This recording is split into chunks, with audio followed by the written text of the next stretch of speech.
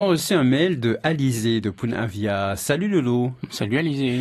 Je rêve où il y a de plus en plus de saisies de drogue en Polynésie. Ils font du bon boulot les douaniers quand même. C'est vrai qu'au hit parade de la popularité des professions, les douaniers et toutes les brigades de police associées aux stupéfiants ont sans doute plus la cote que les météorologues par exemple. Et donc oui, que de belles prises en quelques semaines et il faut s'en réjouir sans démagogie parce que tous ces kilos de cocaïne, tous ces grammes d'ice, c'est autant de poison qui ne viendra pas inonder le marché et qui épargnera donc des jeunes Polynésiens et dans ce cas-là, on pense tous évidemment à nos proches. On peut quantifier les prises, mais on ne peut pas, par définition, savoir ce qui réussit à échapper à la vigilance des douaniers.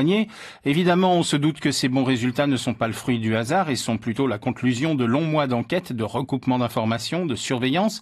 Alors on a souvent la critique facile, mais là il faut rendre hommage à ces enquêteurs qui mettent hors d'état de nuire tous ces criminels attirés par l'appât démesuré du gain, qui se foutent éperdument des ravages qu'ils peuvent causer en vendant leur merde. Ah, ça nous ramène à la récente affaire de trafic d'ice qui a vu tomber une businesswoman locale, son mari et sa fille. On a déjà parlé dans cette chronique du débat consistant à savoir si l'on devait publier son nom ou pas. Ne refaisons pas le débat. Le nom, vous l'avez tous entendu et je ne le répéterai pas juste pour le plaisir de le répéter.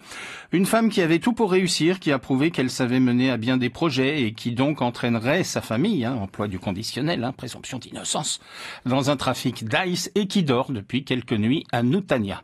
Or, on arrive sur Facebook à lire des soutiens de gens qui lui trouvent des excuses parce qu'elle a su créer des emplois et donner du travail à des Polynésiens. Alors c'est quand même extraordinaire de voir où la réflexion populaire peut mener.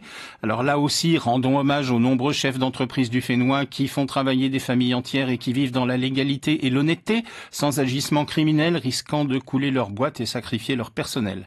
Parce qu'il y a une autre polémique relevée dans un article également, les employés de la société que gérait cette femme seraient victimes de harcèlement de la part de certains journalistes qui veulent savoir ce qu'ils deviendront, s'ils ont des infos, s'ils seront payés. Ces employés ne sont pas victimes des journalistes, n'inversons pas les rôles, ils sont eux aussi victimes uniquement de leur patronne irresponsable qui a choisi en conscience de filer sur un chemin explosif et tout est en train de lui péter à la figure, entraînant avec elle son outil de travail et une vingtaine d'employés. Laissons l'enquête avancer et voir quel sort la justice réservera à cette famille qui a visiblement plus que dérapé, mais n'ayons surtout aucune indulgence avec ce genre de trafiquants. Jamais. Il n'y a pas de ça fait pitié qui tienne dans ces cas-là. Quant à la Polynésie, c'est une très bonne chose que des grosses prises se multiplient parce que si des touristes du monde entier entendent parler de nos lagons, des paysages sublimes du Fénois, peut-être que les trafiquants de drogue, eux, finiront par savoir que la Polynésie, c'est un territoire où l'on se fait choper et donc à éviter. Et c'était De quoi je m'y mêle avec Lolo.